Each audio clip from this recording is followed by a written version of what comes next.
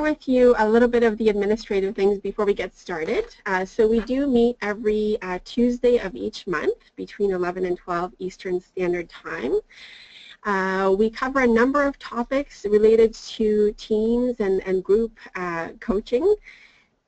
And if you'd like to stay connected with us, you can join our distribution list. And we're also happy to hear from you anytime. If you have any questions, suggestions for either content or speakers, maybe you want to be a speaker yourself, so you can reach Carl or I at the icfteamcoaching@gmail.com.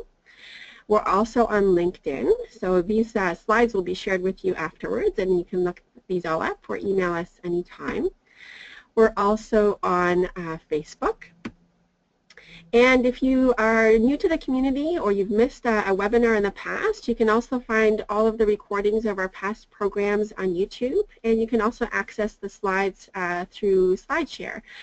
And Elizabeth will also share the handouts with you for today's session.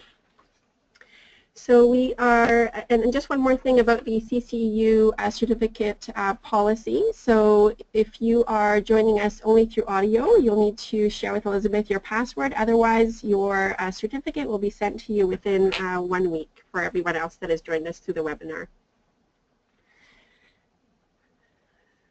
So Elizabeth, you can share the screen with Christine. I am thrilled today to welcome back to this community of practice Christine Martell.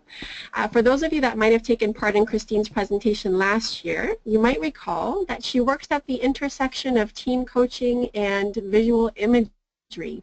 And for those of you that are meeting Christine for the first time today, allow me to tell you a little bit about her unique background.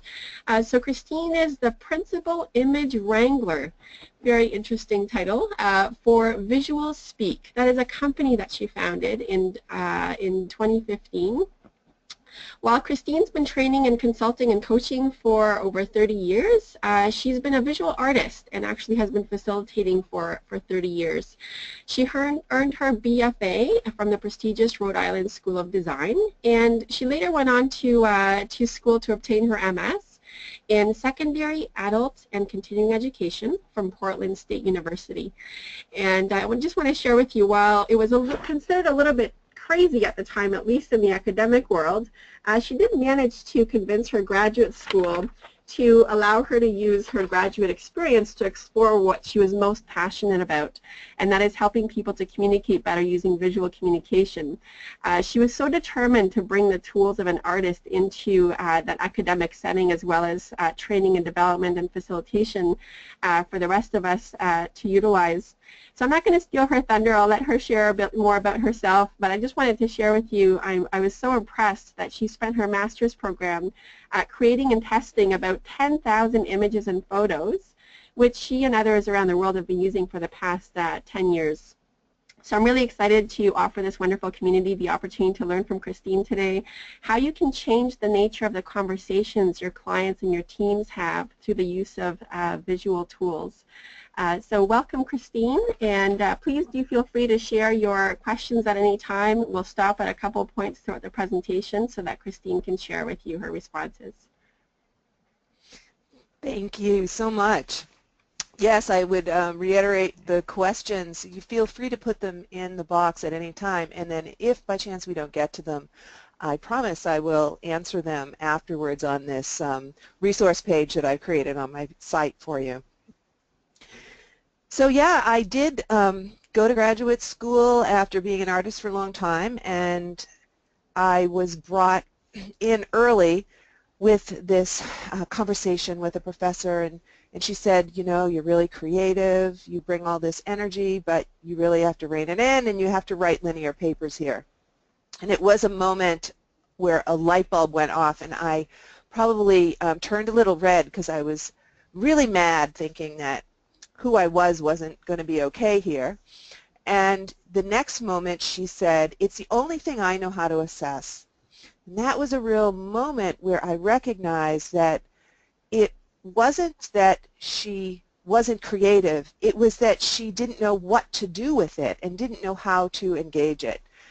And I recognized in her, just like I'd recognized in many of my participants years before using art in facilitation that she was afraid. She didn't know what to do. So a big part of what I did with the beginning of the company was to try to figure out how I could retain the essence of creativity for participants so that I wouldn't take away the creative part of the experience, but I would take all the other stuff away that they were afraid of. So I wanted to take away things like cutting and pasting and things that were unfamiliar to the big bulk of people that I was working with. So I created this set of products that are using photographs and some of my artwork, and a lot of it is about making it accessible. I knew that over the years of my experience, the days where we used to get 3 days to do a retreat and get an outcome were gone, and that I couldn't almost waste the time with the things that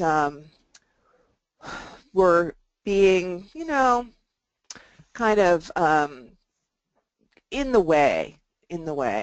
So I just see that I just got a note, I'm sorry, that I have to exit my show for a second and change the form. So hold on a second and I will do it differently. There we go. Sorry. Okay, so the first thing we're going to be doing is trying to engage people so they're not afraid of creativity and that we're able to get outcomes quickly. And that took a bunch of testing to get that to happen. So what it does basically is it enables us to work with a larger part of the brain. It's not that we're using any one part because I'm using visuals, but I'm asking people to tell stories from those visuals. So we're actually activating different parts. There's different channels that kind of come into our experience through the senses, and it activates different sections of the brain. So when we're working with visual images and we're moving them and we're looking at them and then we're adding voice and telling story, we actually get a kind of lights up this whole system and brings more of ourselves to the conversation. The story itself gets held in the images. So you construct the story and it sits there. And there's a couple of things that really get interesting about that.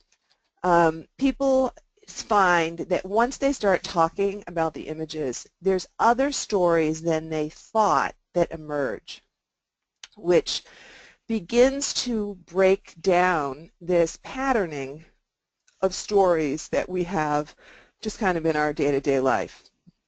So when we are coming in as coaches or as team leaders or as facilitators, we're usually bringing people together because we want something different to happen.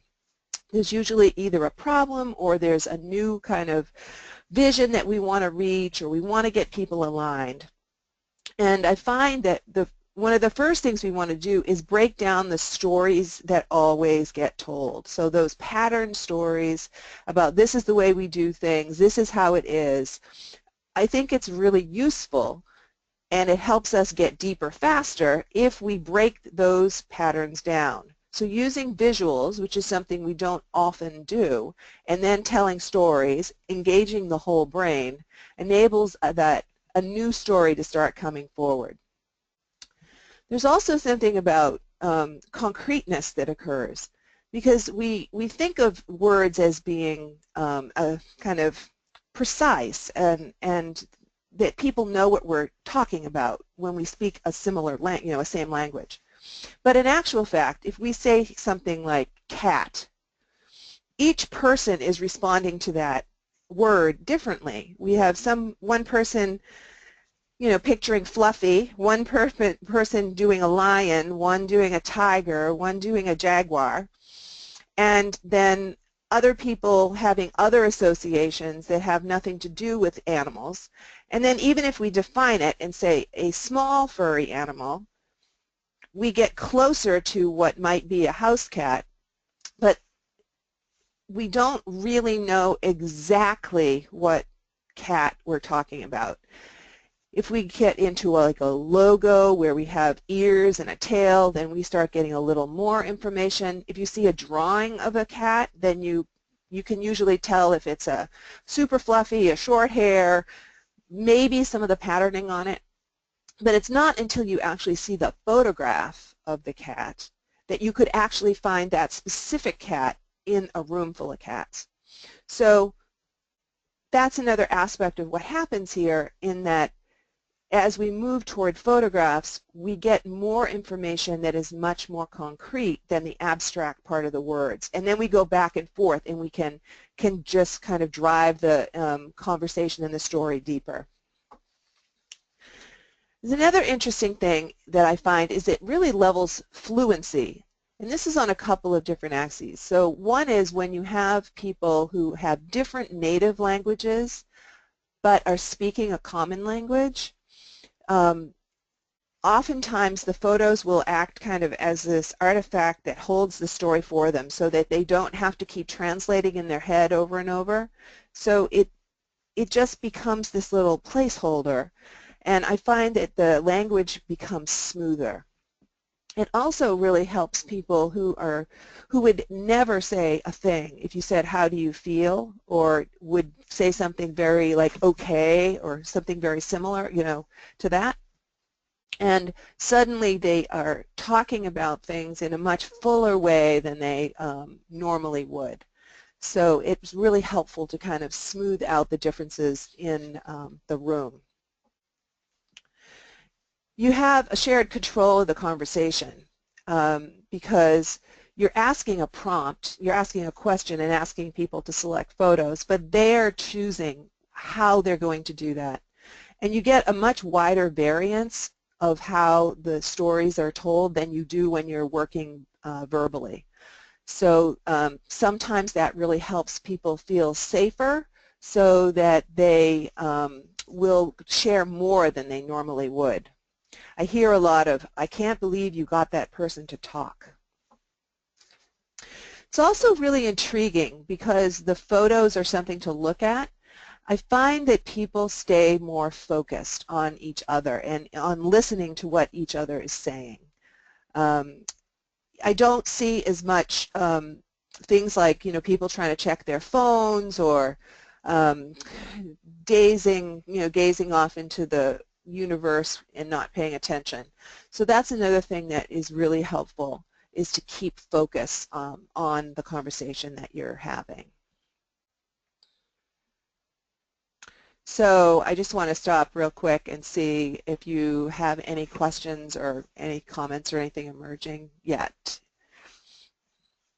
There's no comments emerging yet, Christine, but at this point, if you have any questions, feel free to share, and I'll pause you in your conversation, Christine.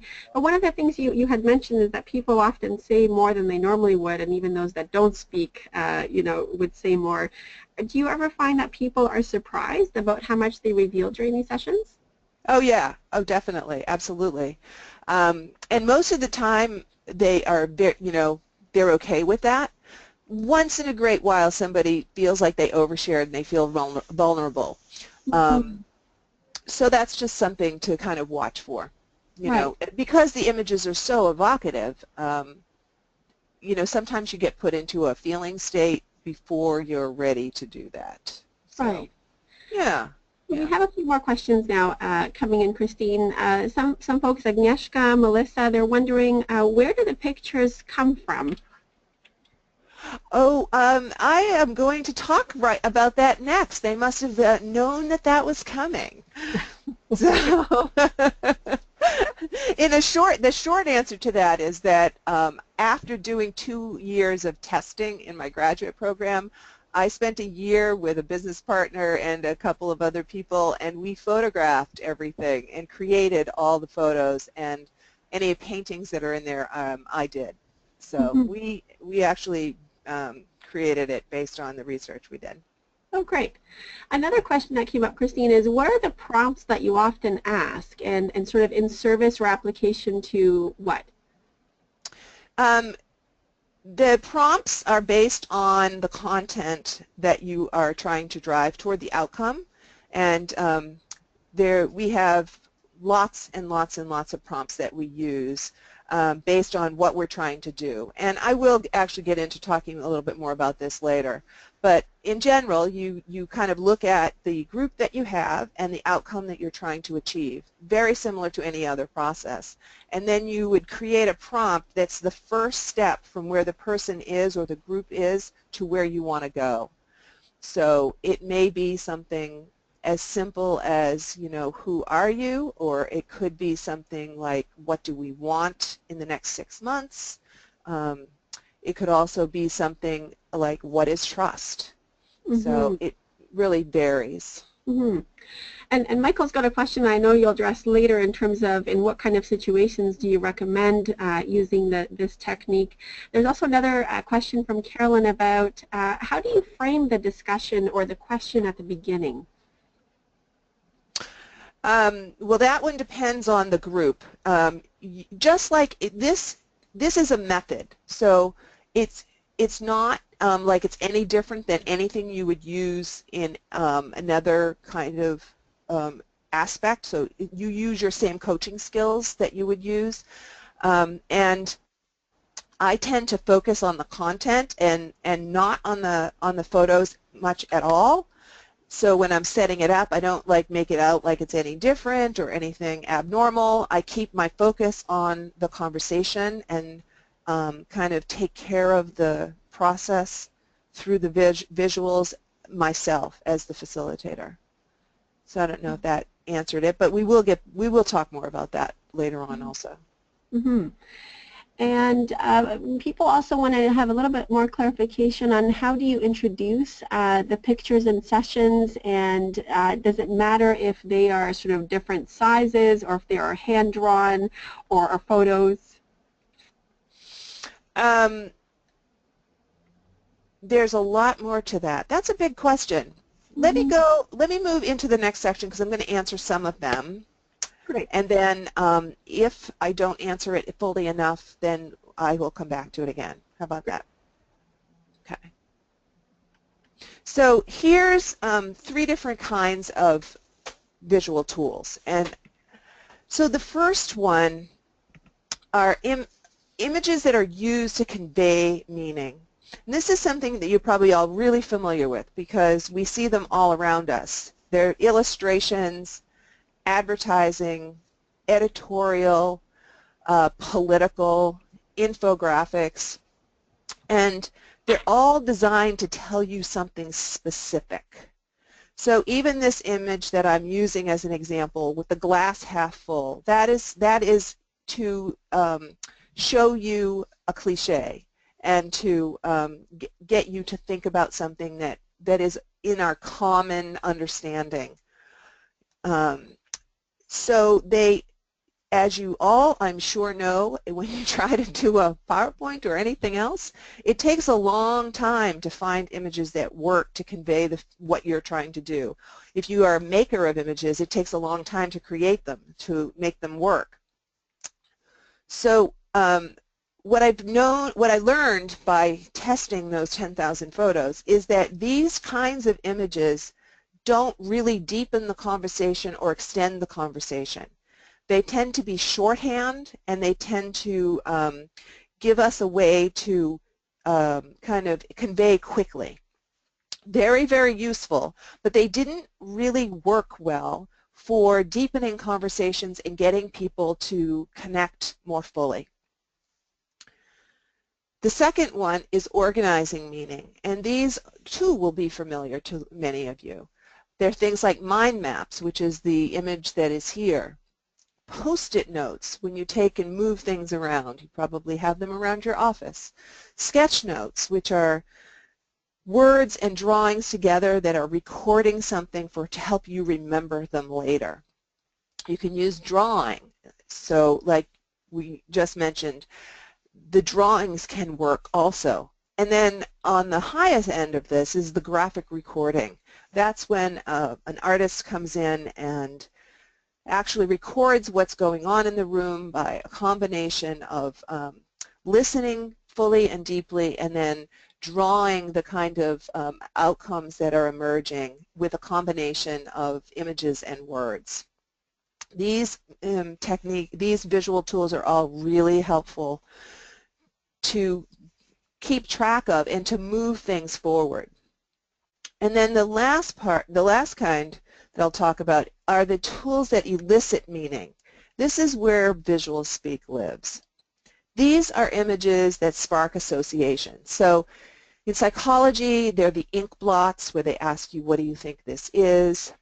Metaphor elicitation, which you can bring a bunch of images together. You can ask people to collect images that say something about a topic, and you see what emerges from them. You look at them and go, what does this remind me of, and what kind of metaphors can we pull out? Is this a journey? Is this, some other kind of thing like that? And then the visual speak images, which we did this research on to discover what types of images bring forward conversation and deepen things. They tug at things that are beyond words. They get beyond the stories we tell, and they're really visual triggers for something else to happen. This is a book that just came out recently that I wanted to mention to you guys. It's called Drawn Together Through Visual Practice. It's an edited anthology. There's 23 of us that wrote chapters, and all of us kind of specialize in different kinds of visual communication. And it's really interesting because it talks about all of those different kinds of visual tools, and there's some really interesting work from academic to very kind of useful day-to-day kinds of approaches to using visuals. I wrote one of the chapters in it. This is my chapter. It's about what I went through to develop the visual speak tools. It was the early process that I went through for testing. So if any of you are interested in creating your own images, I have a whole kind of checklist in there about the things that you might want to think about and the things that you might want to test and the things that are important.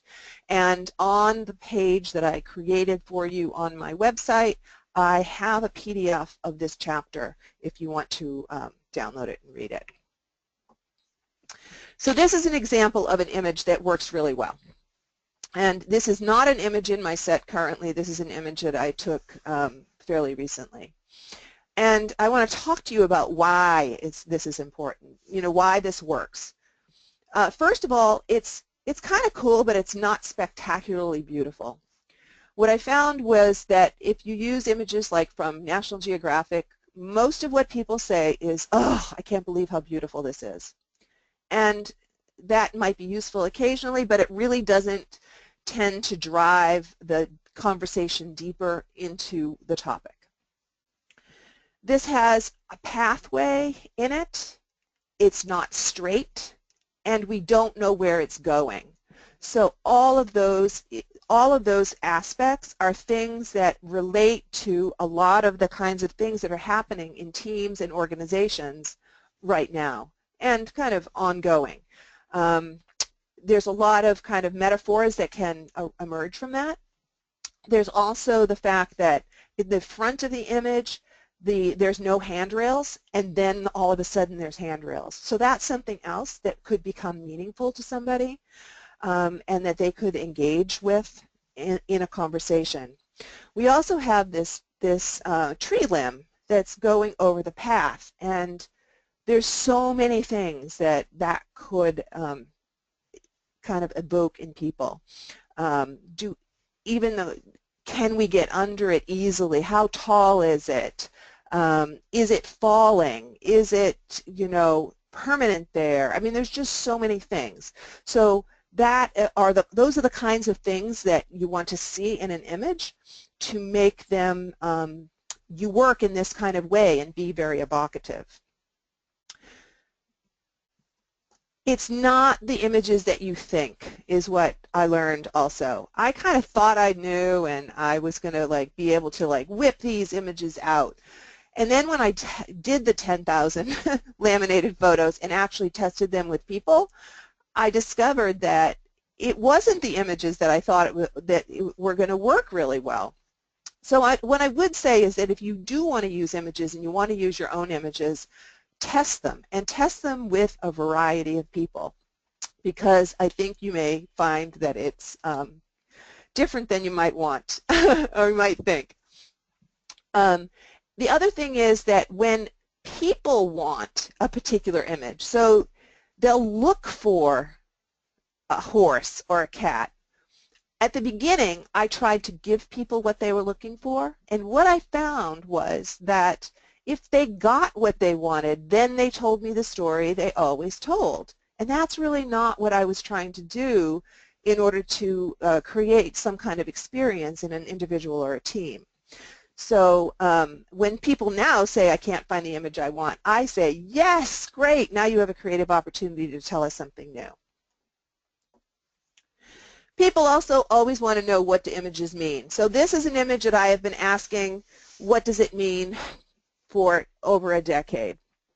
And the thing that is interesting that I've discovered about images is, like so many other things, the image's meaning falls on a bell curve.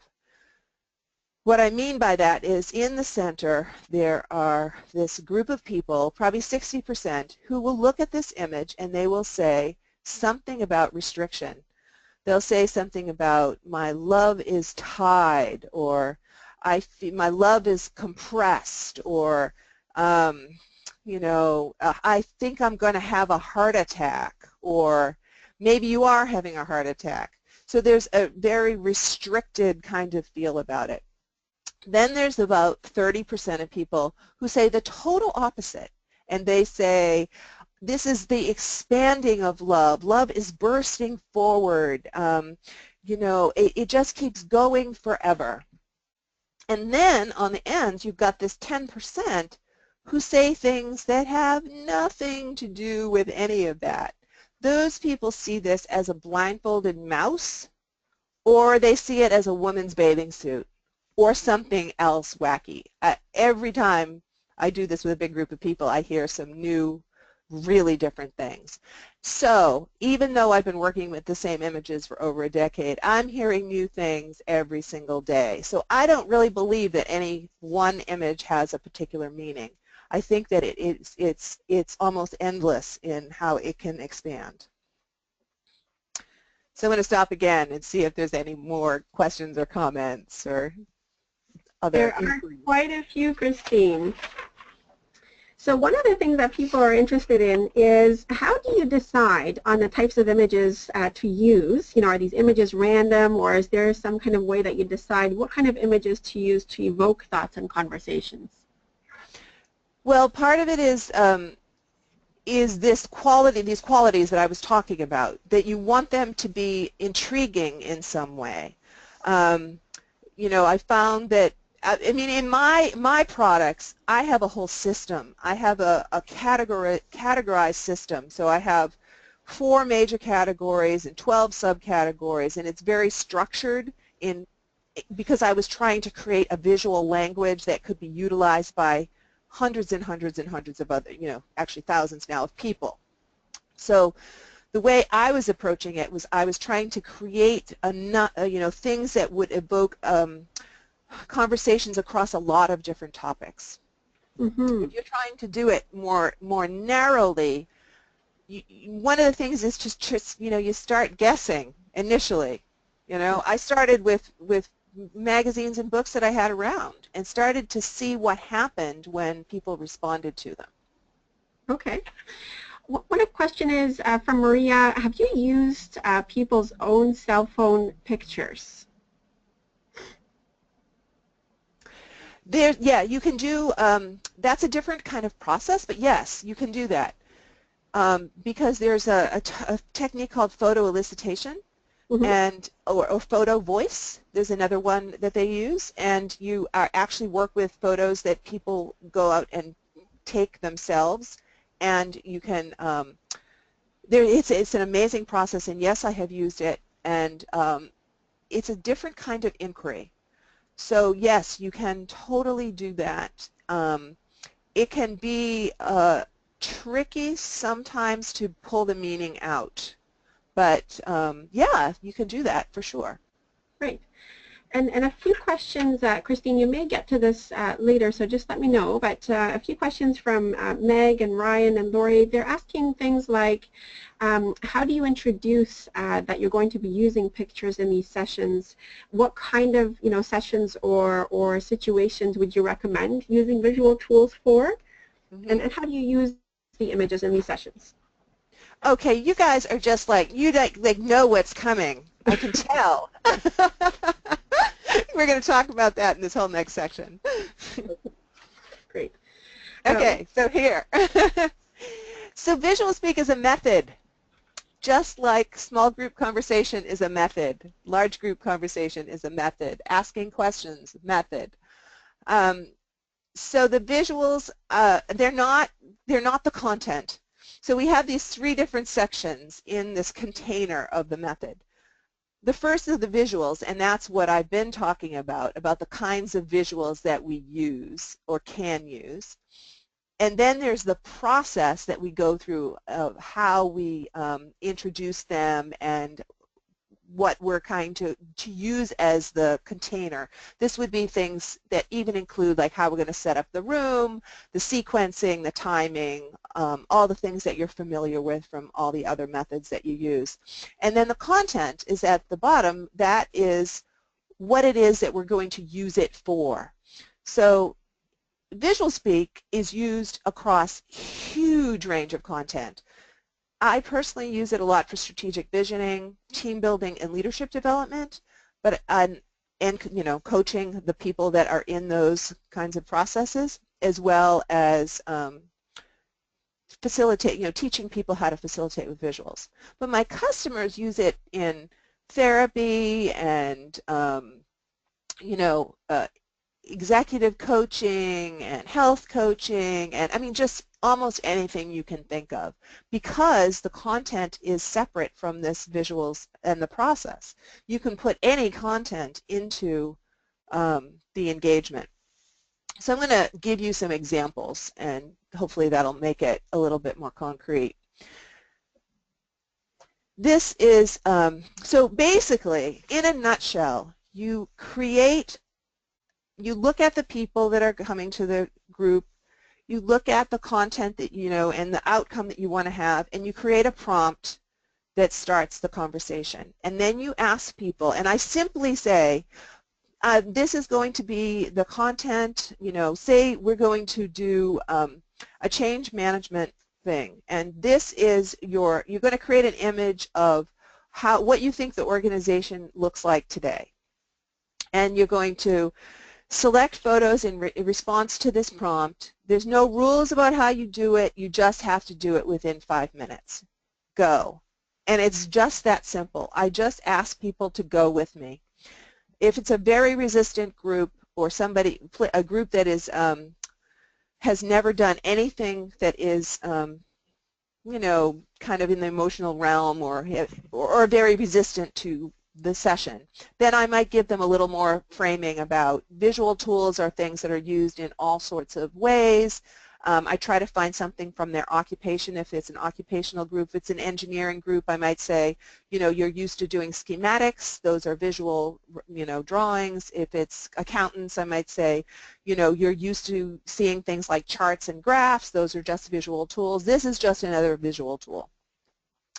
So then people are assembling. I have them use a background. So this blue that you see is a piece of construction paper, and they're assembling their photos on the paper.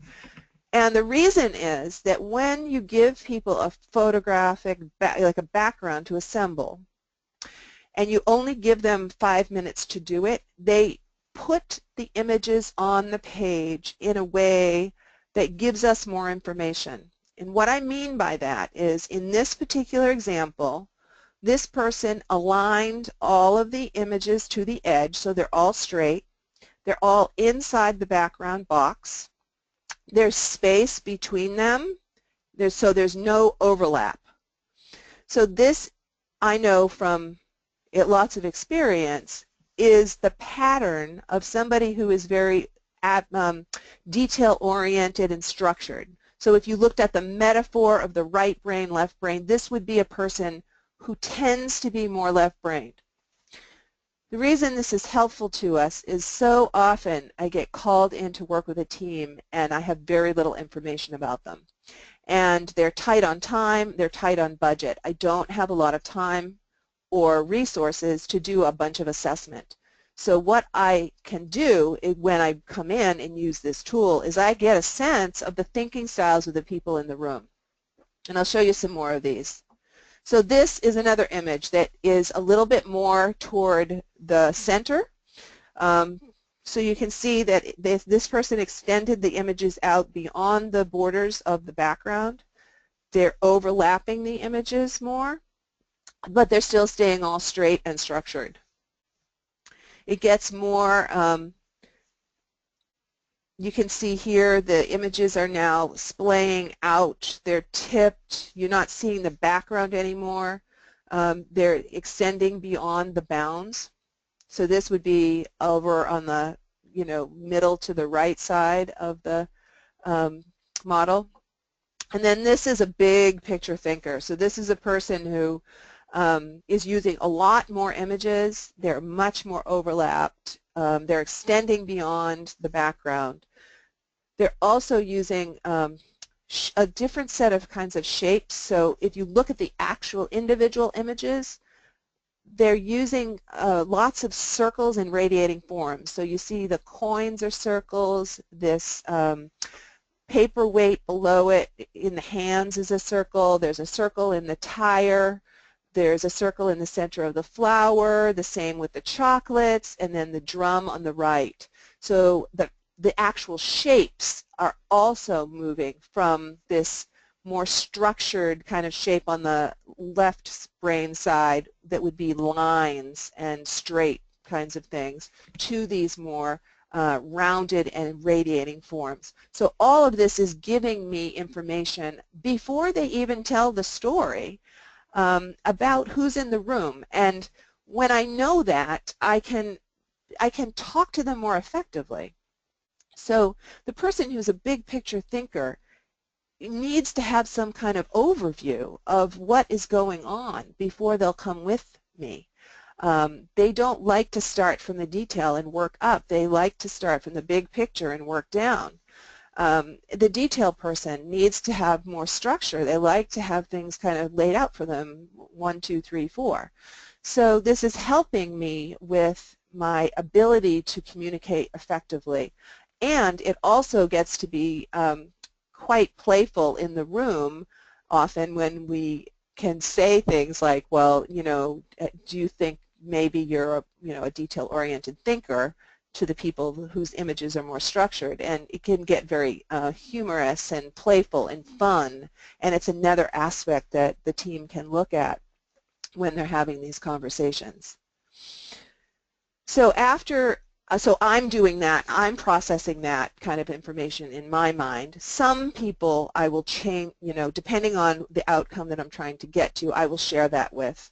You have to assess that on the spot, whether you're going to tell them about the patterning that's happening, or if you just go right into having them share the stories.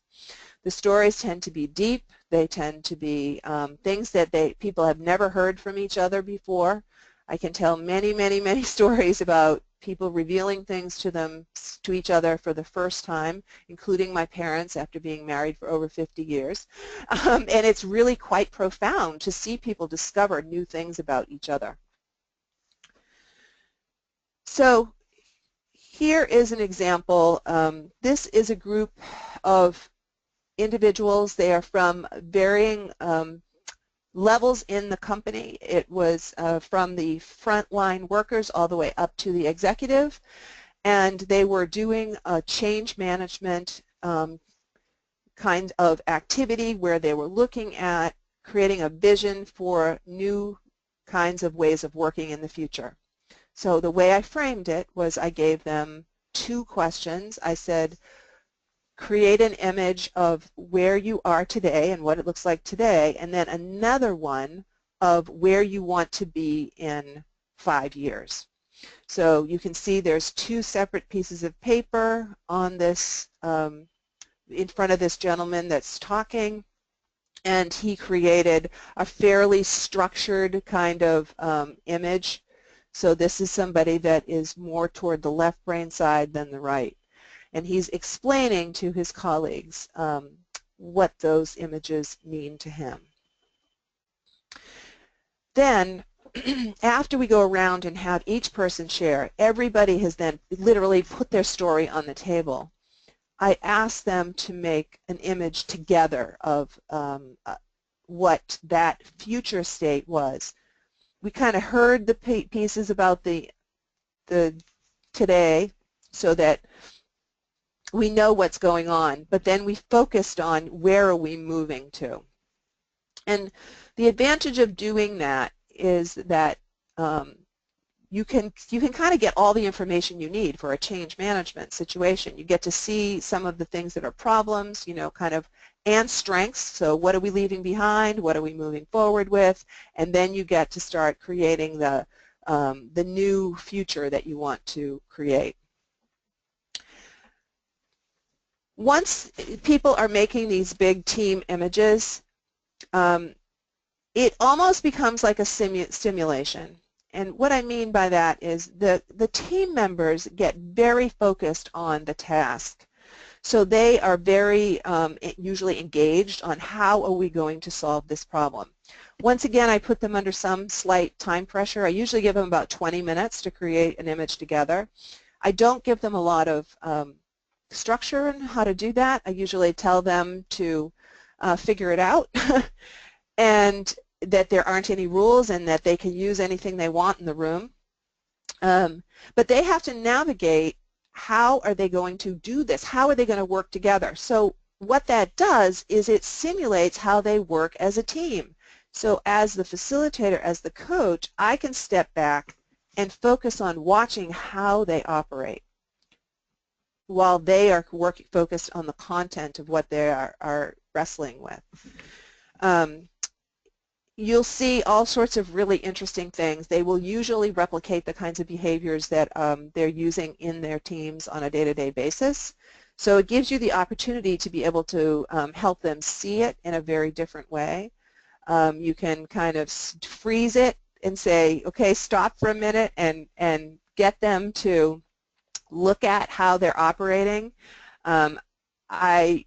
You know, if they leave people out or if you have people that dominate the conversation, all of that will happen. So you can talk about it and kind of see it in a very different way. Once again, this happens really fast. A lot of times it takes a long time to figure out what those behaviors are in the team, you know, by lots of interviews and lots of meetings and stuff like that.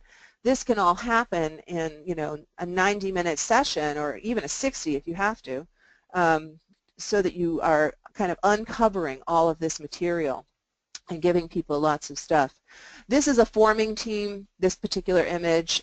You tend to see a lot more photographs in a forming team that have never been together or they're just starting a project because everyone wants to they want to make sure that everyone's included. They kind of go almost overboard with it. Here's another example. This is a group image that was done in a conference where people didn't know each other before they came in the room, but they had been together for, you know, half of the full day that we were working together. So you see a lot more structure. In this particular case, somebody who was very left-brained, that very organized person, was deemed to be the one that could organize people, and so they utilized that skill that they had seen in the you know, the images individually, and they allowed this person to structure their image. You don't always see that in a team that is working together. They tend to be a little more invested in how things go, but anyway, you can start to see that they're incorporating some other words and things. This was a team of people that came together. They're financial aid officers from different colleges, universities in the region, and they were working on a mentoring program. So they were starting at the beginning of a year-long process, and they incorporated this image and all their conversations, and then you can see behind them, they then looked at that and drew out this mind map to identify the outcomes so that they were more concrete for them, and they were starting to break down the segments that that they were going to use for each one of their roles. This is also combining with sticky notes and drawing. So sticky notes are awesome. I love sticky notes. Have a ton of them, and you can use them in combination with this to start putting some of the words on the images. This is particularly helpful when you have a big group. So this particular group was a board and staff team of a big nonprofit, and we, for time, it was a half-day, I think, or half-day retreat, and we needed to get a lot of information on the table. So I broke them into small groups, and they worked in these teams, but they had to communicate the team photos. So this image, this is of them presenting this to the rest of the group. So for time purposes, each individual group kind of summarized what they discovered about their vision moving forward. And then they're presenting it to the rest of the groups, and then we were able to together come up with a conglomerate image of everything that they were going to use to move forward. So you know, you can start to see that the drawings and stuff are incorporating in.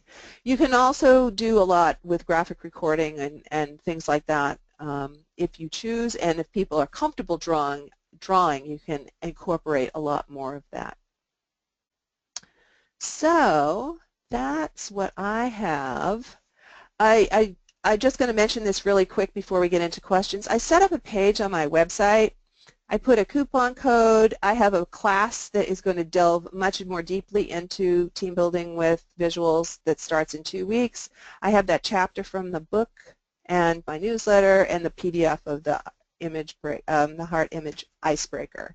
So those are for you all to use as resources.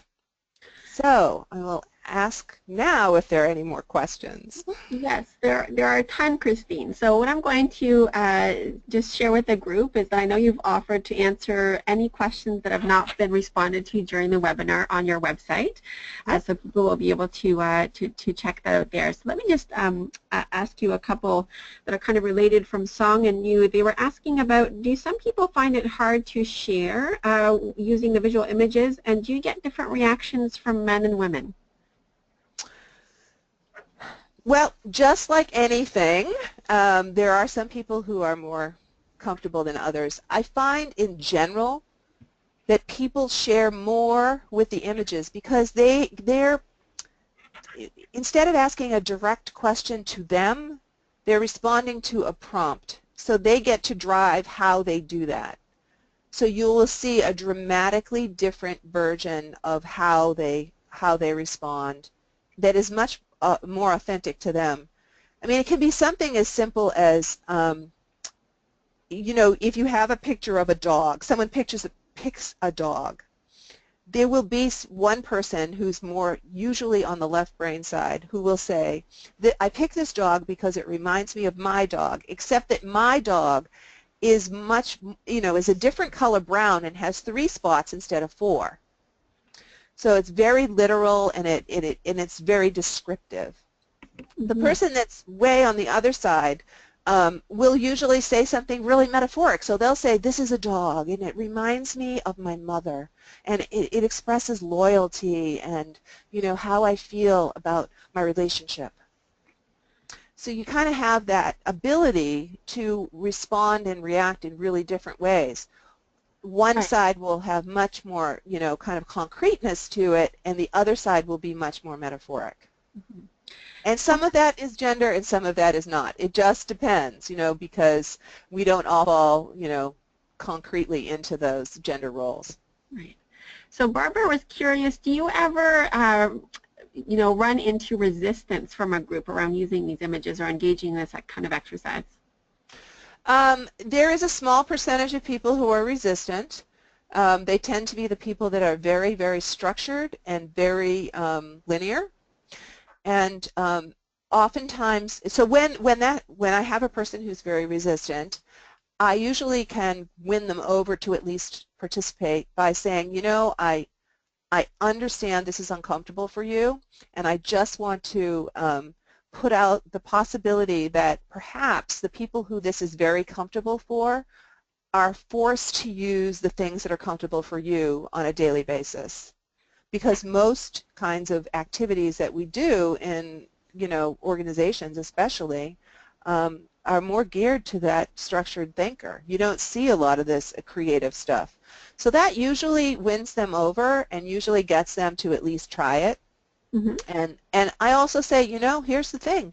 You do not have to do that. You don't have to participate fully. You can put a picture on and say, I put my picture on and I don't know what it means, and that will be fine because you get to decide how much you're sharing. Mm-hmm. So that's usually where I go with it. Great. There's a number of questions that people are asking about specific applications, so I'll just ask you one at a time. Can Okay. you use this technique with youth, so folks that are maybe between the ages of 12 and 16? Yes. Developmentally, the kids go through a process of moving from very, very concrete into abstraction, and it's in that age range. So there will be some kids who are developmentally at different levels in 12 to 16, and so you might have to, depending on kind of getting a sense of the group, you might have to add a few images that reflect their worlds more directly. So for example, you might have to add a few photos that are depictions of schools or kids' bedrooms or something like that so that they can have an entry point that is more structured for them. Great. Another question was about whether this can be applied to one-on-one coaching. Yes, absolutely. Absolutely. You would just do the same thing in that you would select a prompt that is based on the outcome that you're trying to achieve.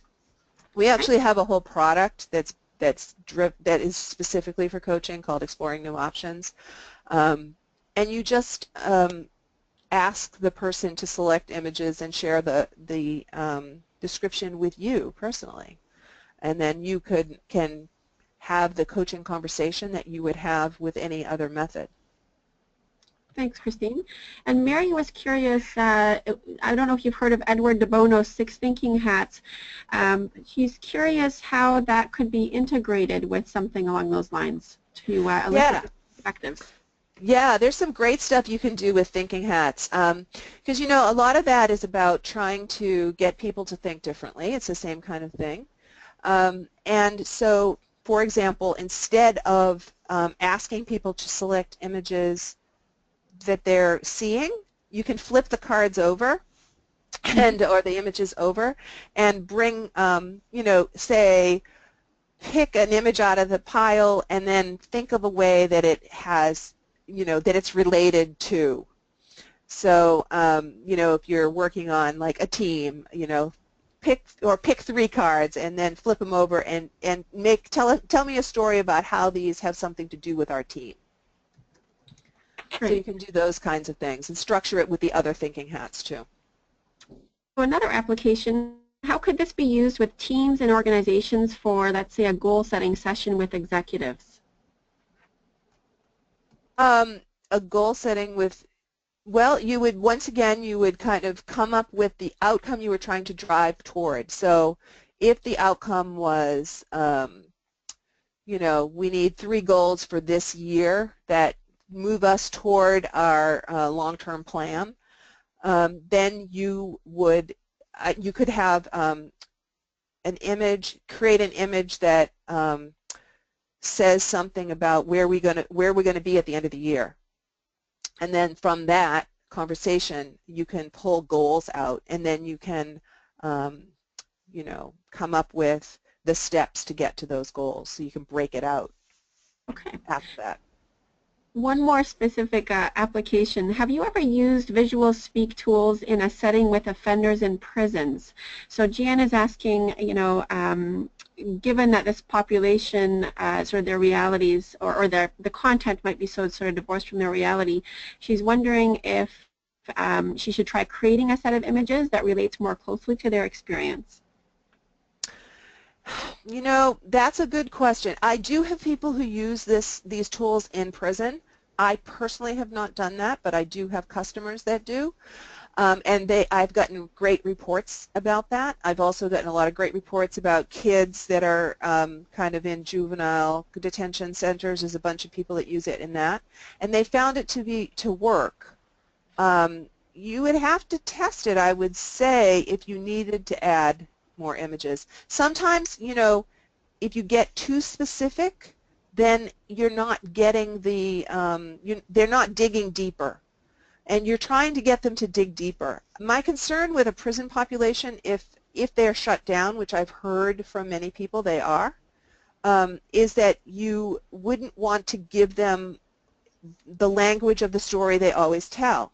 So it's that same thing of you don't really want them to find exactly the image they're looking for, because that doesn't drive new insight. Mm-hmm. So one last question, Christine, because we're almost at noon, and I know you'll answer the rest on your website. A question from Sunil asking about, is there a balance that works best between using the visual images and text or other mediums? That's an "it depends" question.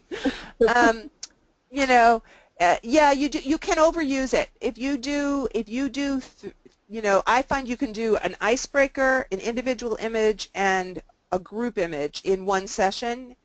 If you start to try to do a second round, people will get a little bit like, this is too much. That said, if you wait a week or a month or whatever, then people will do it over and over again. The same group will keep using the technique. So there is a balance. You do want to use this in conjunction with all the other tools that you utilize in coaching, training, facilitation. It's definitely, you know, it's one more tool in your toolbox. It's not the only tool in your toolbox. Wonderful. Well, thank you so much, Christine, for a very engaging session. Lots of positive feedback and a lot more questions I'll be sending your way that you can share the responses to on your website. So Elizabeth, Fantastic. I'll ask you to stop recording.